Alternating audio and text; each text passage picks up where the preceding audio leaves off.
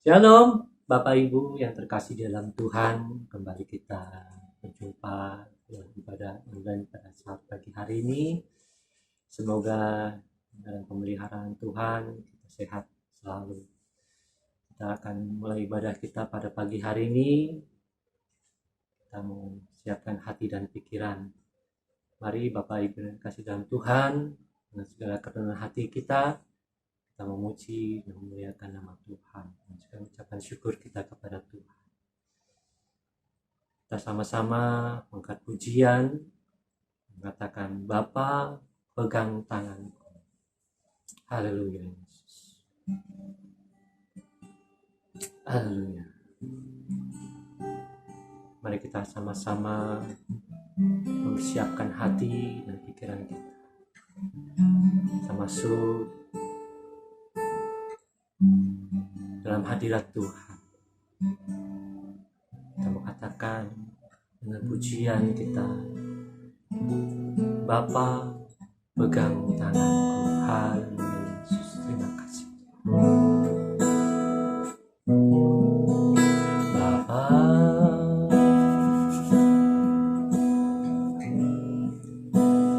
pegang tanganku.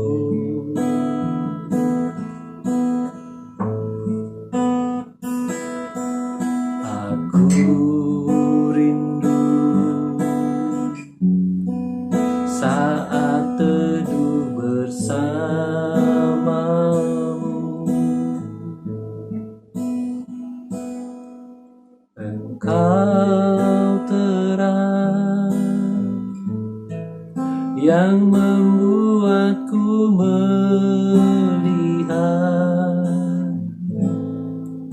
melihat jauh ke dalam kebenaran-Mu, Bapa. Lebih dari nafasku, Bapa, ku perlukan kasih-Mu, Bapa. Berjalan di samping-Mu, Bapa, seumur hidupku. Lebih dari nafasku, Bapa, ku perlukan kasih-Mu, Bapa. Peganglah tanganku ya Bapa, untuk selamanya. Lebih dari nafasku, lebih dari nafasku, Bapa, ku perlukan kasih-Mu, Bapa. Berjalan di samping-Mu, Bapa, seumur hidupku.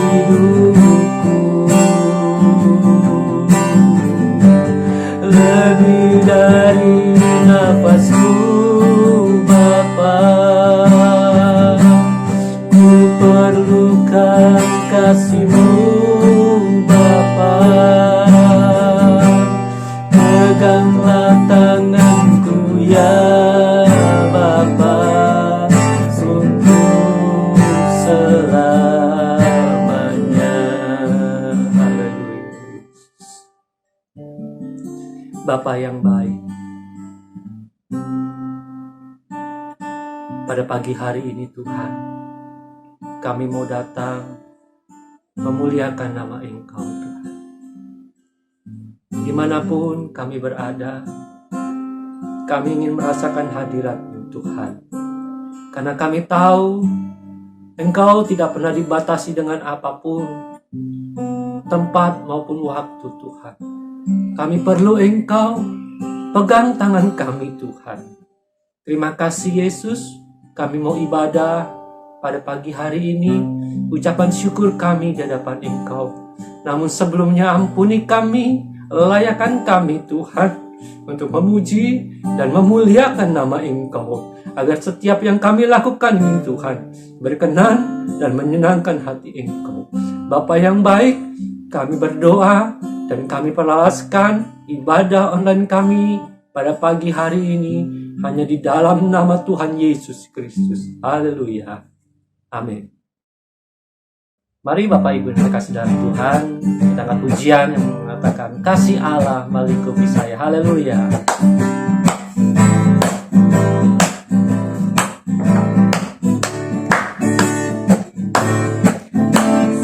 Allah melingkupi saya, lingkupi saya selama-lamanya. Karena kasih-Nya ku tak takut jua, sebab Allah selalu sanggup tolong saya.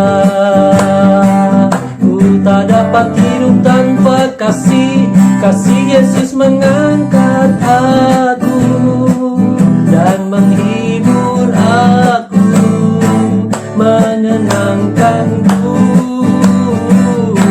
Tak dapat hidup tanpa kasih Yesus menangkan aku.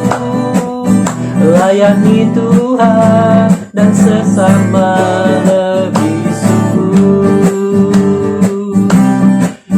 Si Allah melingkupi saya, lingkupi saya selama-lamanya.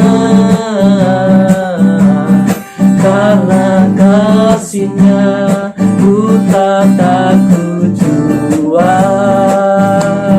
sebab Allah selalu sanggup tolong saya. Ku tak dapat hidup tanpa kasih Yesus menangkan aku dan menghibur aku, menyenangkanku. Tak dapat hidup tanpa kasih Yesus mengangkat aku. Layani Tuhan dan sesama lebih sungguh. Layani Tuhan dan sesama lebih sungguh. Haleluya. Amin. Tiba saatnya kita akan mendengarkan sebagian dari firman Tuhan. Mari kita siapkan kembali lebih lagi untuk mendengarkan kebenaran firman Tuhan.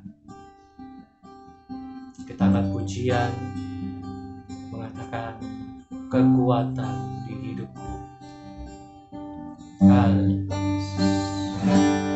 Kekuatan di ku dapat dalam Yesus. Dia tak pernah tinggalkanku, selalu menopangku, berseru berharap dalam Yesus.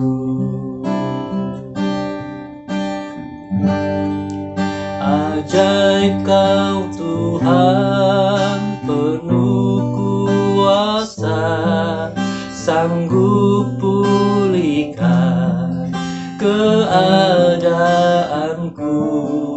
Dalam tangan-Mu seluruh hidupku tak akan goyah selamanya.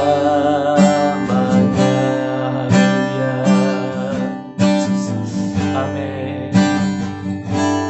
Kekuatan di hidupku ku dapat dalam Yesus.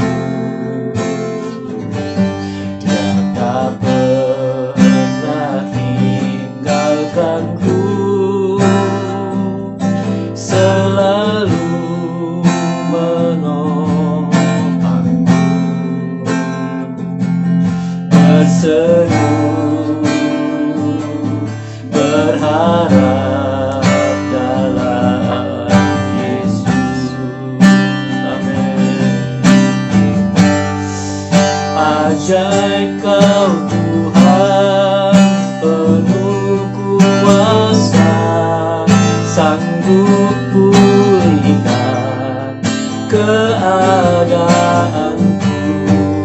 Dalam tangan-Mu seluruh hidupku tak akan goyah selamanya. Ajaib Kau Tuhan, penuh kuasa, sanggup pulihkan keadaanku. Dalam tangan-Mu seluruh hidupku tak akan goyah selamanya, tak akan goyah selamanya.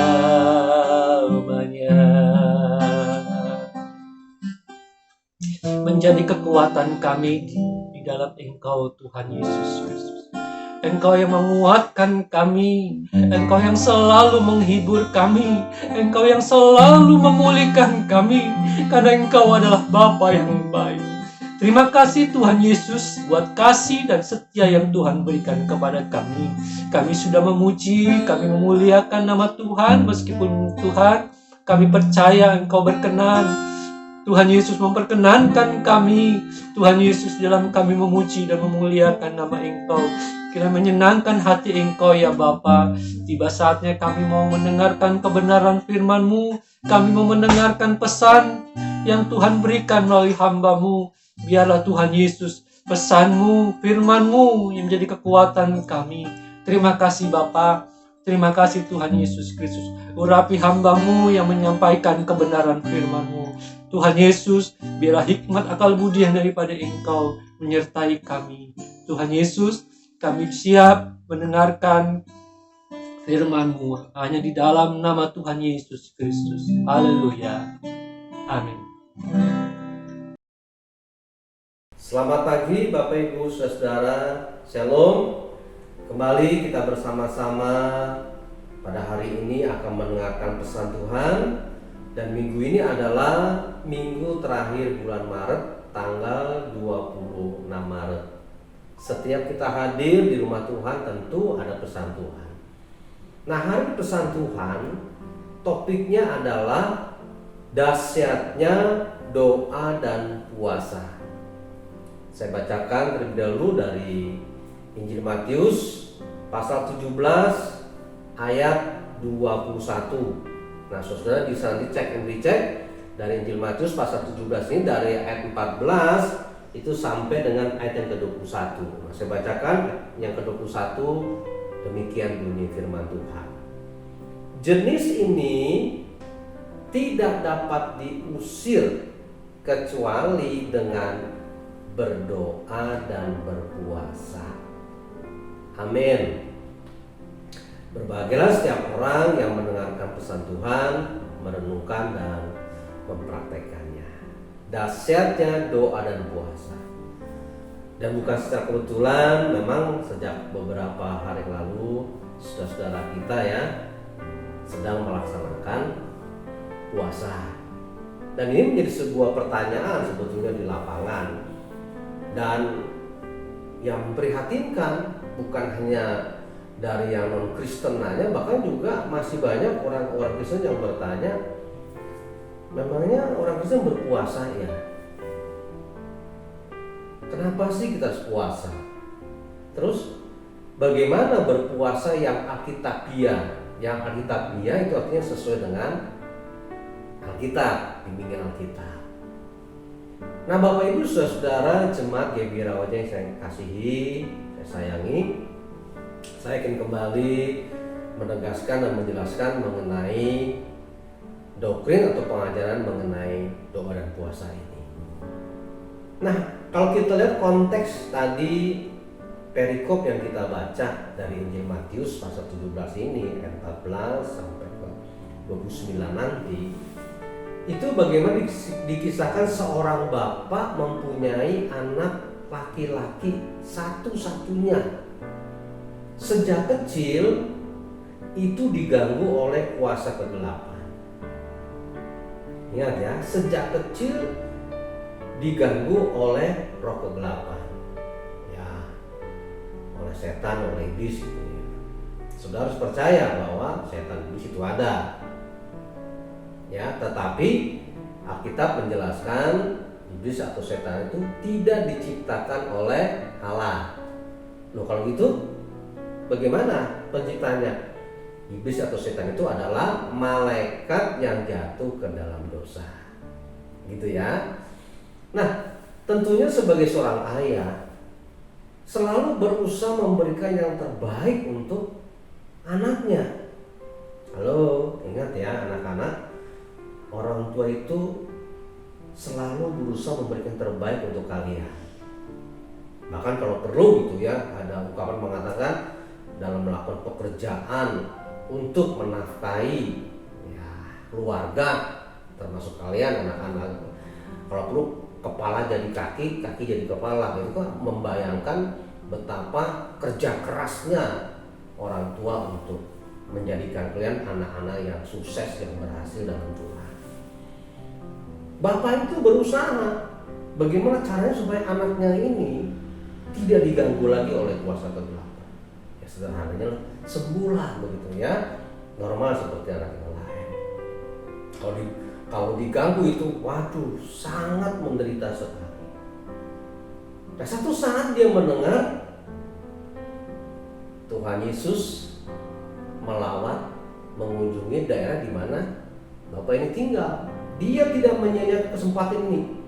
Dia segera berusaha mencari Yesus sampai di depan Tuhan Yesus. Dia kerja keras ya, tentu karena banyak orang.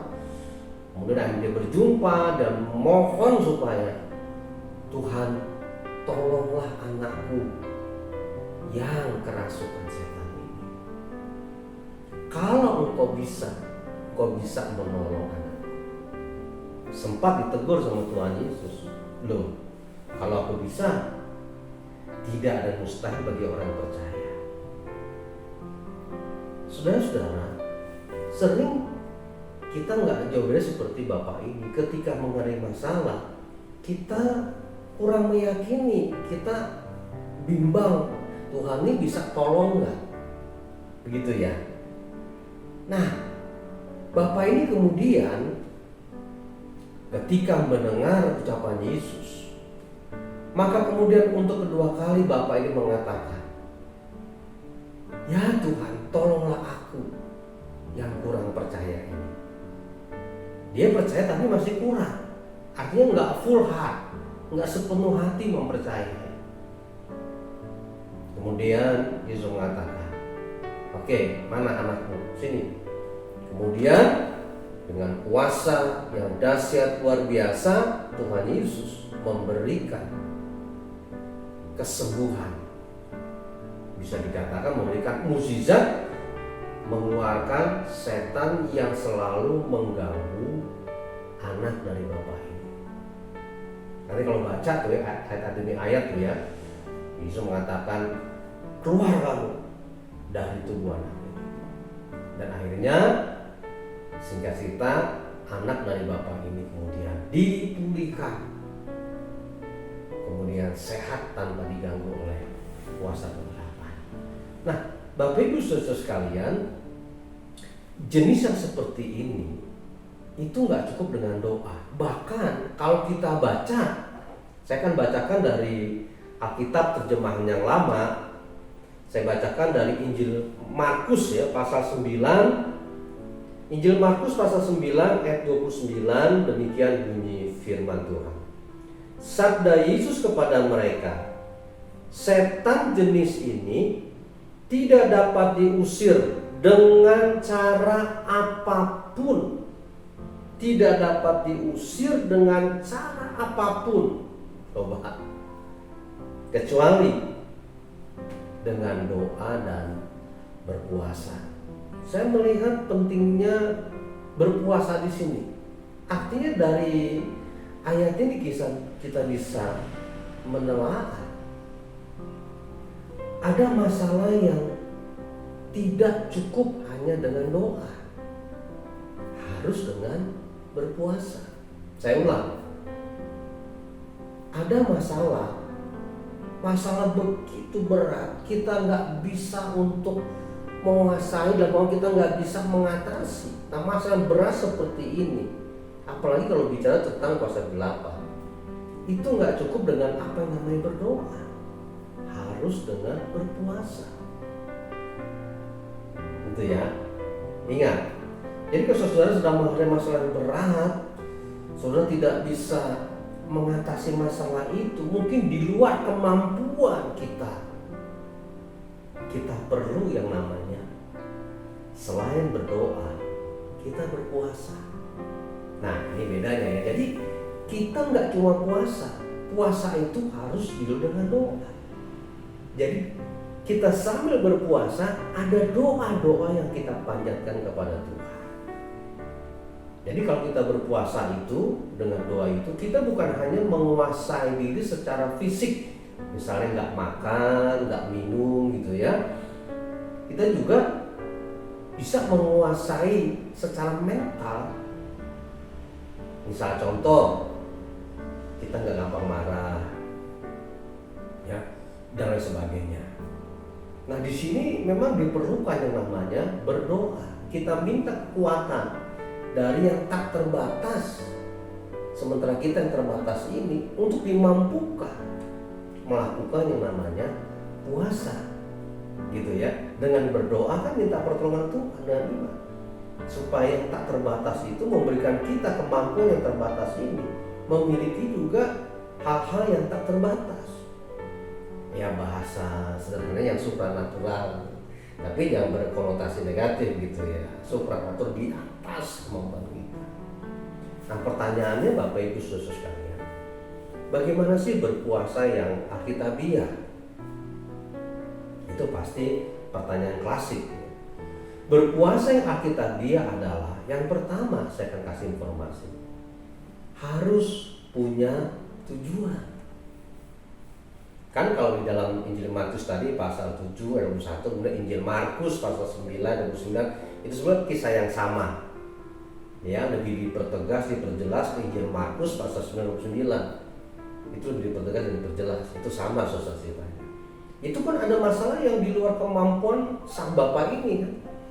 Bisa jadi dia ke tabib gitu, dulu kan nggak ada dokter gitu. Ya, dia berusaha, nggak ada yang mampu bisa menyembuhkan, memulihkan anaknya. Nah, disitulah kemudian mengatakan jenis yang begini-gini nggak bisa enggak, harus berdoa, harus berpuasa.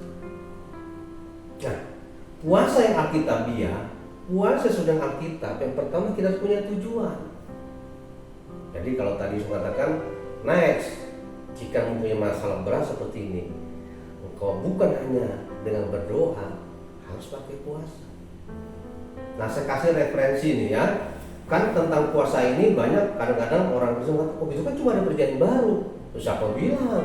Di perjanjian lama juga ada. Saudara bisa baca nanti dalam kitab Ester. Kitab Ester pasal 4, ayat 1 dan seterusnya. Di mana lagi? Kitab Yunus. Kitab Yunus ya, pasal 3, ayat 1 dan seterusnya. Kan di situ kan juga punya tujuan. Kenapa Ester mengajak waktu itu ya umat Yahudi, etnis Yahudi melakukan puasa? Tujuannya apa? Supaya mereka dibebaskan dari rencana pembunuhan yang namanya siapa tuh? Haman ya, bukan Haman. Yunus sama, kitab Yunus utama nih ya.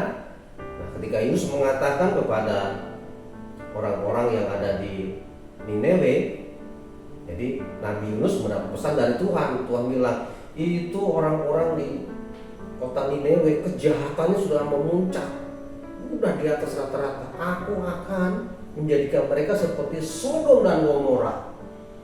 Kasih tahu. Yunus pada awalnya kan nggak mau ya.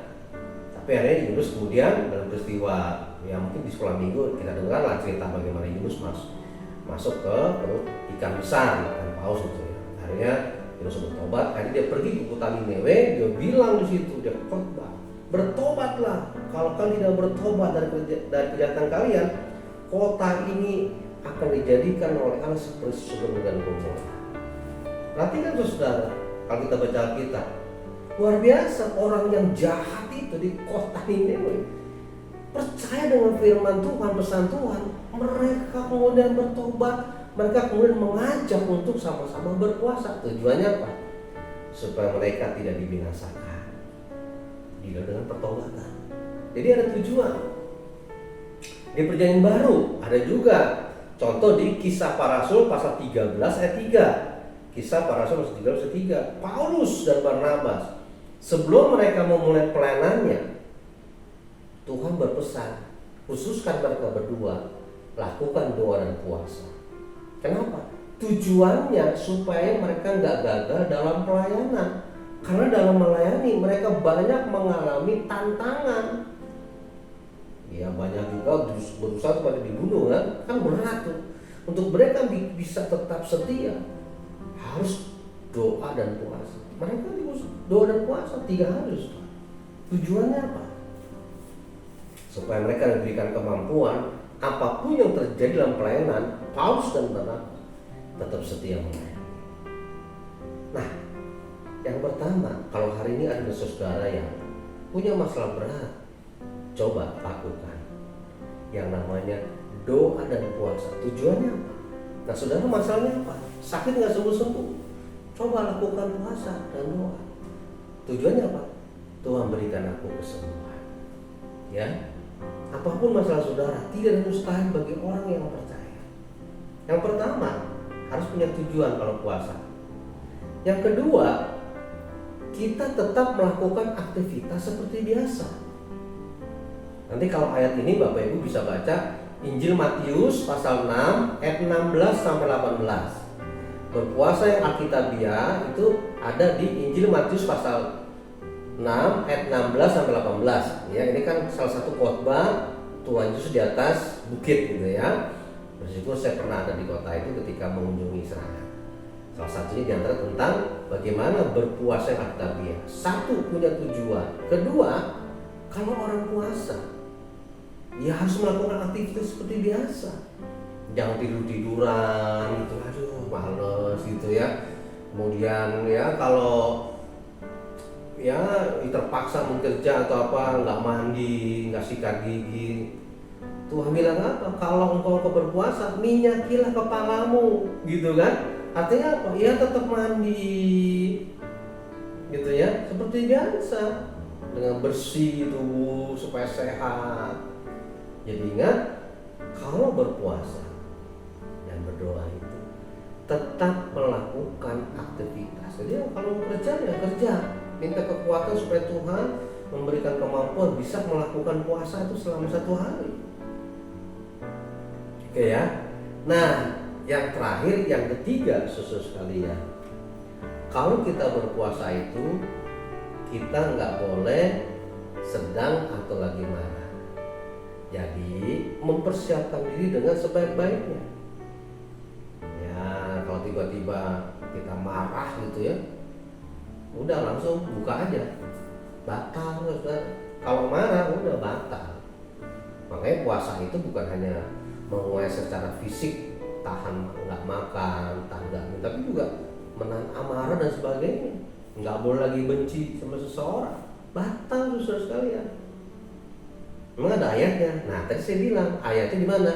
Injil Matius pasal 6 ayat 16 sampai 18. Coba saudara baca, saudara kaji dalam di situ. Kalau mungkin sesuai saudara yang tanya, boleh tanya dengan saya. Ya, tanya dengan saya, Ibu Gembala atau Bapak PDM Atengas. Jadi kalau kita berpuasa itu nggak boleh marah, nggak boleh dendam, batal saudara. Jadi harus konsen gitu. Nah saya berbagi pengalaman, saya dulu pernah ya kan ya walaupun kita puasa, saya puasa melakukan aktivitas seperti biasa. Waktu saya dari Jakarta ke Bogor gitu ya. Nah kemudian seperti Bogor ada hal penting kita bicarakan. Nah ketika kita bicarakan pas mau pulang, oh iya ini Pak Petrus lupa nih, ayo dong minum dong. Nah, mereka menyediakan minuman cuma minum dingin. Pas saya minum, saya bilang ini, waduh kok tumben rasanya maknyos gitu, enak, seger gitu saudara. Nah, kemudian ketika saya balik dari Bogor, pas bayar uang tol di jalan, saya baru ingat, waduh, lagi puasa ya. Aduh, udah batal. Nah, di situ sebenarnya kita diuji supaya waktu kita puasa jangan lengah.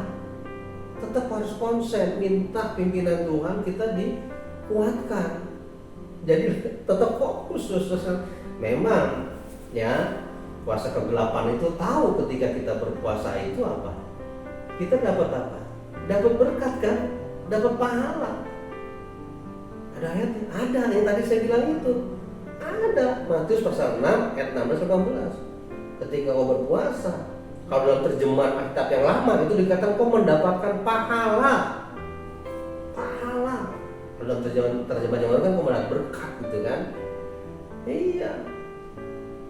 Dan kalau puasa juga jangan sampai kita ya menyombongkan diri. Weh, saya lagi puasa nih, jangan ditraktir. Batal. Biar ketika kau berpuasa, ini kata Alkitab ya, Matius pasal 6 ayat 16-18. Nanti baca. Biar Bapa di surga yang tahu, Bapa di surga memberikan pahala berkat. Makanya tadi topiknya adalah dahsyatnya doa dan puasa. Nah, ini Bapak Ibu saudara sekalian, yang kedua perlu sangat perlu kita memahami.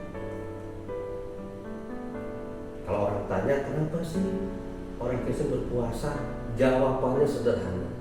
Sekali lagi kalau ada orang tanya gitu ya, kenapa sih orang Kristen berpuasa? Mengapa?